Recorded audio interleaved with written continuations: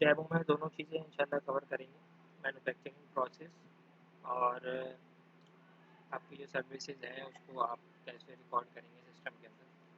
तो सबसे पहले मैन्युफैक्चरिंग को ले लेते हैं, जिसमें कुछ इनिशियल सेटअप की चीज़ें हैं, जिसमें वो आइटम्स आपके जो रॉ मटेरियल से लेके फिनिश गुड तक कुछ रॉ मटेरियल आप लेंगे जो आप प्रोसेस करके फिनिश गुड में बनेंगे। तो सबसे पहले इन्वेंट्री में आएंगे, आइटम में जाएंगे। आइटम में जाने के बाद जो है ये फॉर्म है, ये हमने फिल करना है। ये कैटेगरीज हैं, दो कैटेगरीज यहाँ पे खोली हुई, एक रॉ मटेरियल, एक फिनिश मटेरियल। तो फिनिश में मैंने फ़िलहाल एक आइटम इसमें खोल दिया है और इसके ये रॉ मटेरियल है, पाइप है, यू ब्रैकेट है, वायर है, ये सारे जो है ना ये फिनिश में खोला हुआ है। और ये पाइप वगैरह जो है ये रॉ मटेरियल के अंदर खुले हुए हैं। और इसी तरीके से यहीं पर ही हम जो है ना इसका मॉम भी डिफाइन कर सकते हैं, मिनिमम बैच क्वांटिटी, सारी चीज़ें एक एक लेंगे तो एक साइड स्टैंड बनेगा। तो ये आइटम खुलने के बाद फिर इसका नेक्स्ट स्टेप ये है कि हमने इसकी परचेजिंग दिखानी है और उसमें परचेजिंग में सप्लायर सबसे पहले हमारा, तो सप्लायर आप यहाँ से ऐड कर सकते हैं। और यही काम जो है आप, इसमें दो चीज़ें अहम होती हैं, सप्लायर नेम, शॉर्ट नेम और एड्रेस, बाकी डिफ़ॉल्ट रहने दें। ये काम आप जो है वो जिस वक्त सप्लायर का बिल डाल दें डायरेक्ट सप्लायर इनवॉइस में जाके, तो यहाँ से भी कर सकते हैं। ठीक है, यहाँ पर आके ऐड न्यू पे जाएंगे तो वही फॉर्म आपके सामने आ जाएगा, उसमें सप्लायर की सारी डिटेल डालकर। तो अभी हम ये सारी चीज़ें जो है ना वो परचेज यहाँ पे दिखा देते हैं। हमें इसकी जो है ना वो 200 पीस ले रहे हैं और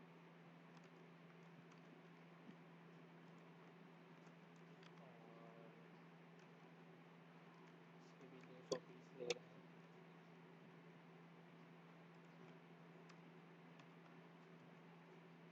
और इसके भी हम 200 पीस ले रहे हैं।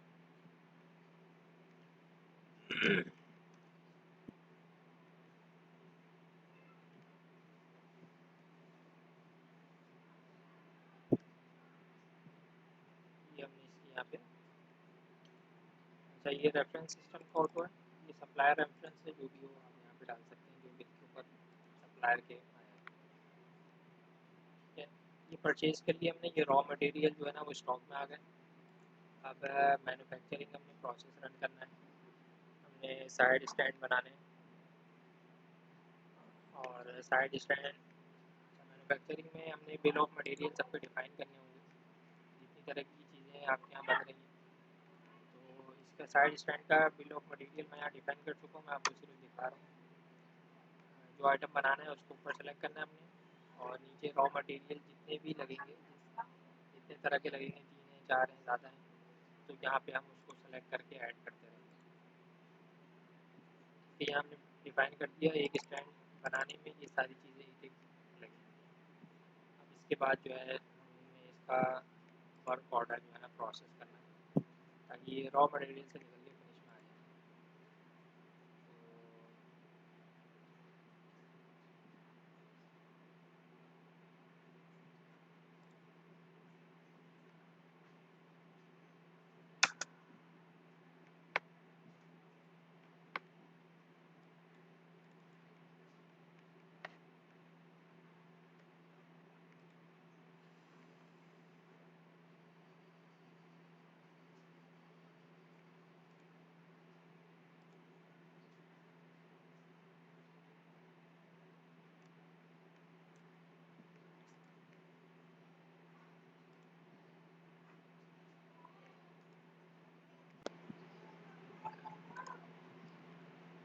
अच्छा ये जो है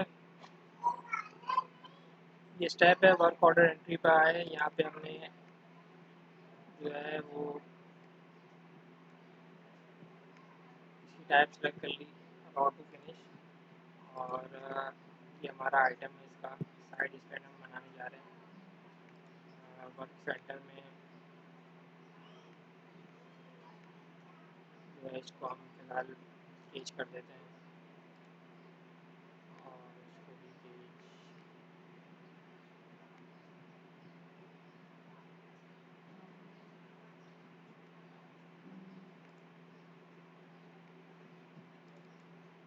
क्वांटिटी जो है ना हम 200 स्टैंड बनाने जा रहे हैं।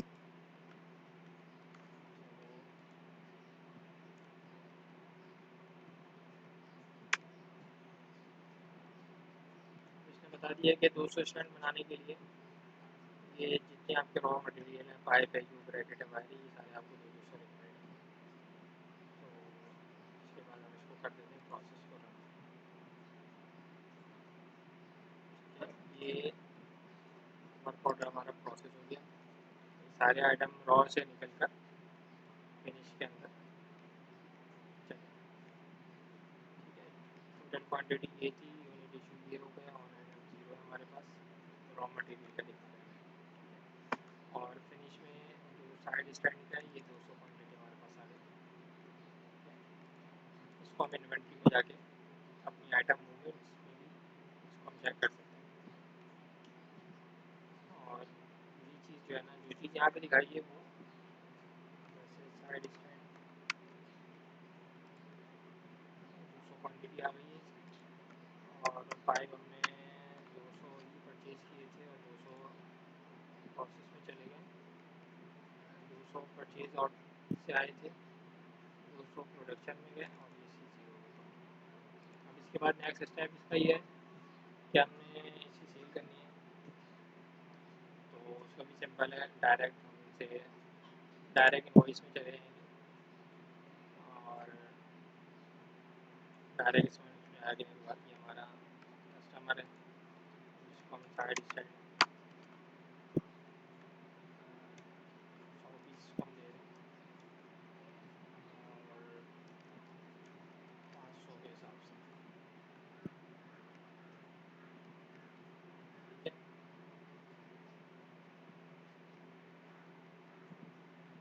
ये इसने दे दिया कि भाई ये डेट पीछे की दी हुई है, इस डेट पे ये अवेलेबल नहीं है। मैं सारा प्रोसेस में आज रन किया है, बैक डेट पे अवेलेबल नहीं है।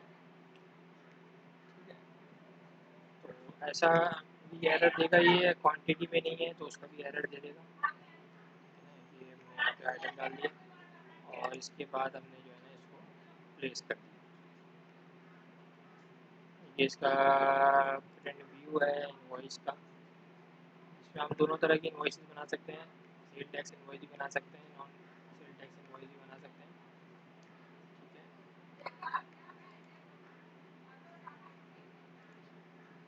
अच्छा इसमें एक चीज़ रह गई कि हमने कस्टमर कैसे खोलना है, तो मैं आपको वहीं से ही दिखा देता हूँ, डायरेक्ट इनवॉइस से। नीचे भी इसका फॉर्म है, फॉर्म दोनों जगह से जो है ना वो सेम खोलेगा। यहाँ हम ऐड न्यू बार आएंगे तो ये फॉर्म है जिसको हमें फिल करना होगा, कस्टमर नेम, शॉर्ट नेम ये डालना है, एड्रेस डालना है, ये दो चीज़ें, तीन चीज़ें हैं। और अगर ये कस्टमर हमारे टैक्स वाले हैं जिनको हम टैक्स इनवॉइस करते हैं तो यहाँ पे टैक्स कर देंगे, वरना नो टैक्स कर देंगे। सेल पर्सन का भी आपके यहाँ अगर कमीशन वगैरह का हिसाब है तो वो भी आप मैनेज कर सकते हैं। कस्टमर की लिमिट भी जो है ना हम डिफाइन कर सकते हैं, पेमेंट टर्म जो है हमारी और लिमिट भी डिफाइन कर सकते हैं। ठीक है, address, name, short name, address, ये दो तीन चीज़ें जो है ना वो हैं। उसके बाद डाल के हम ऐड कस्टमर करेंगे तो ये कस्टमर ऐड हो जाएगा। ये तो एक मुख्तसर सा मैन्युफैक्चरिंग का प्रोसेस हो गया। अच्छा, अगर हमारा सर्विस इनवॉइस हमने किसी को करनी है तो उसके दो तरीके हैं। अगर हम कोई ऐसा हमें प्रोजेक्ट है उसकी पूरी कॉस्टिंग करनी है तो उसके लिए डायमेंशन भी है। नहीं तो सिर्फ अगर हमने इनवॉइस तक के लिए सर्विसेज को कैसे इंटीग्रेट करेंगे तो इसी इनवॉइस पे देख लेते हैं। जैसे मिसाल के तौर पर हमने हमारे पास एक बाइक आ गई,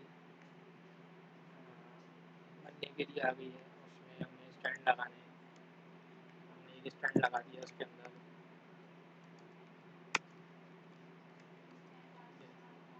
और कुछ और चीज़ें मैंने खोली भी नहीं है, तो जो आइटम ऐसी खुले हुए हैं वो मैं ऐड कर देता हूँ। ये मैंने इसमें इसकी ज़रूरत भी पड़ी। और भी इस किस्म की कुछ चीज़ें हैं वो भी लगी हैं जो कि स्टॉक में से लगी हैं। इसके अलावा हमारे सर्विस चार्जेस हैं वो भी हैं।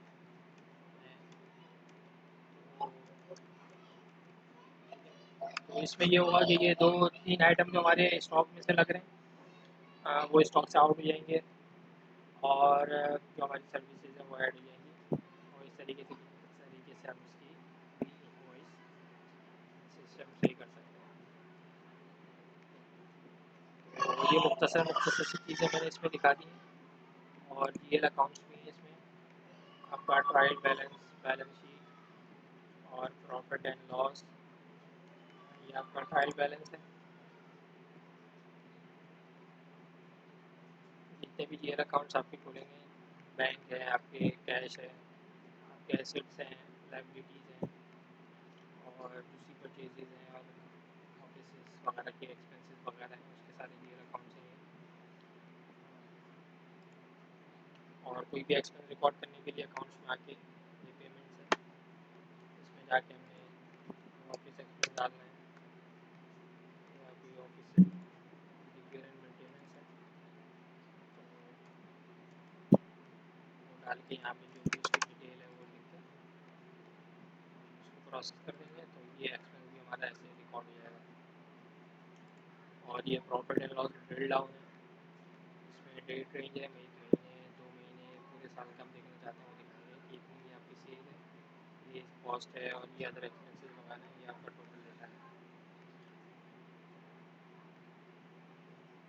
और ये सारे सेटअप की चीज़ें हैं, ये अकाउंट्स कैसे खोलेंगे और हमारे अकाउंट्स हमने कैसे खोलने हैं, सेटअप की चीज़ें। और इसमें हम लोगों के एक्सेस भी मल्टीपल यूज़र भी डिफाइन कर सकते हैं, उनके एक्सेस डिफाइन कर सकते हैं